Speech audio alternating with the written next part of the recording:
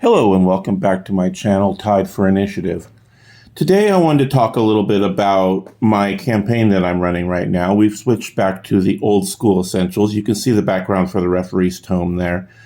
And I have started to finish out the module that I've been running, which I'll show you in a little bit.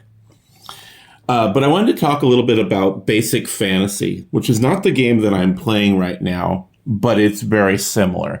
Basic Fantasy is based on the same engine as Old School Essentials. For those of you in the know, it's the BX version of D&D, and I think it's also the Metzer version of D&D as well, the BECMI one. Anywho, that version of D&D is being sold, or that's part of the equation actually, is being distributed as Basic Fantasy. Now, the company that makes Basic Fantasy, you can find them online by searching for Basic Fantasy, makes all of their products available for download for free.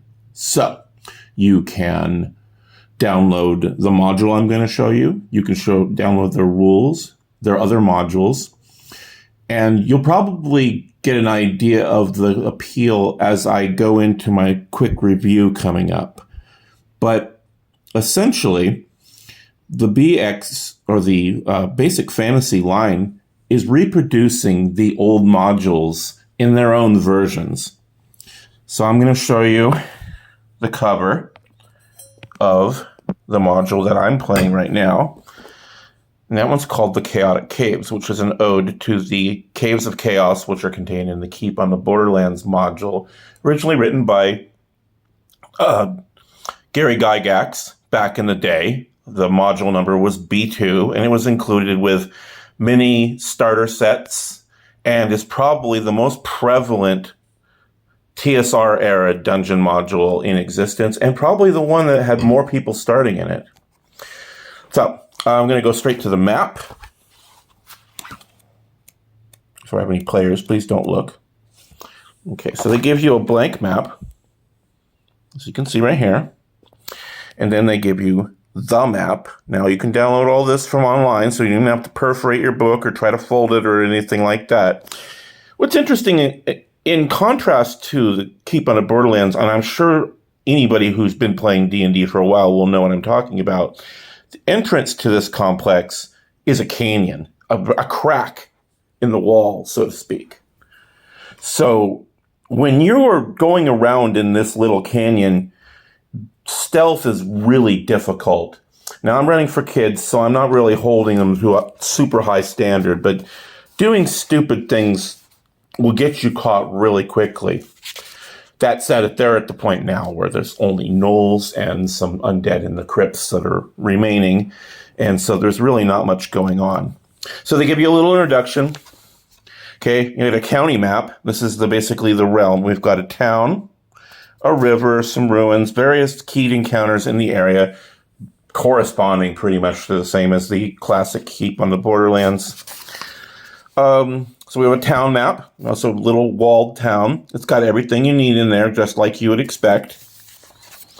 Okay, and then there's the town key. And the town key has the names of the businesses, but not the occupants. They just say, oh, this is the 3 owners of the new Merchants Guild, or this is the owner of the inn of the Full Tankard, or whatever it's called, etc., etc.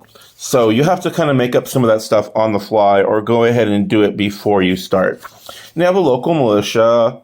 They have both a regular and a special encounter chart, and I've made my own as well because I've added a few features to the county map, such as the area between where the humans live and where the humanoids live is called Orktooth Pass, and I've created an area there that's made out of fragmented obsidian, which slows movement by half and causes damage to people who try to make sudden movements. But the creatures in the pass can walk unhindered. All right, so going through here, here's something about these modules you might like. I don't know if you do or not. It depends on how much you carry. If you're printing them out, it's great. You'll see their hit points are in little tack boxes. So when you're fighting the monsters, you can just take off the boxes until the creature's dead, as long as you're keeping track of which ghoul is which. There's, as I said, side quests, including a hobbit hole and a crypt. There's an undead wight that has a set of magical armor, I believe. There's a couple of pretty cool encounters in the lairs. They do spice it up a tiny bit. It's usually just a footnote. It says, oh, there's some rocks they can roll down on top of the characters or whatever. There's one really cool challenge where they have a 20-foot wide moat inside the dungeon belonging to the hobgoblins, so you can get caught there and get sniped by arrows or something like that. What I did, too, as you'll see right here, you see that's a whistle of summoning. That thing, I made it an artifact for one of the nature priests. So when they found that, they gave them a boon, and that was a big experience point reward. I changed it from a simple disposable magic item into something that was part of the campaign to give it a little bit more purchase. There's a couple items that are in there like that. And I think, as I said, they're only basically, they've got the crypts and the gnoll lair left, which are the most vicious of the humanoids.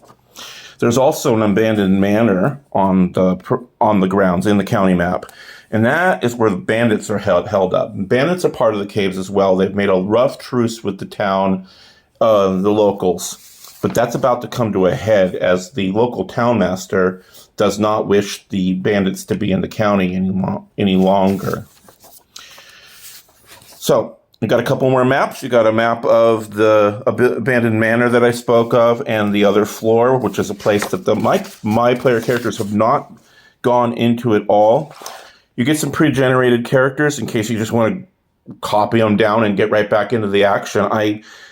That's weird for me because part of the fun of playing D&D is making your first character or making your second character or making your 46,000th character, because I know everybody likes to roll the dice. Anyway, well, I hope you enjoyed this little review. If you're curious about the Chaotic Caves or any other product from the Basic Fantasy line, as I said, search Basic Fantasy online. I'm not giving out any free URLs today, but go ahead and check them out. You can download it for free. Look it over, download parts of it, Frankenstein it together into your own, keep on the Borderlands. By the way, they have a Monkey Island, which is like Isle of Dread, and a few other ones. I think they may even have their own little campaign setting now. But it's all very basic, kind of reminiscent of the old Judges Guild days, if you know what I mean. Well, that's going to do it for right now. I'm almost up to 8 minutes, which means it's going in the long video thing, and all the kids aren't going to watch them. So, have a great day.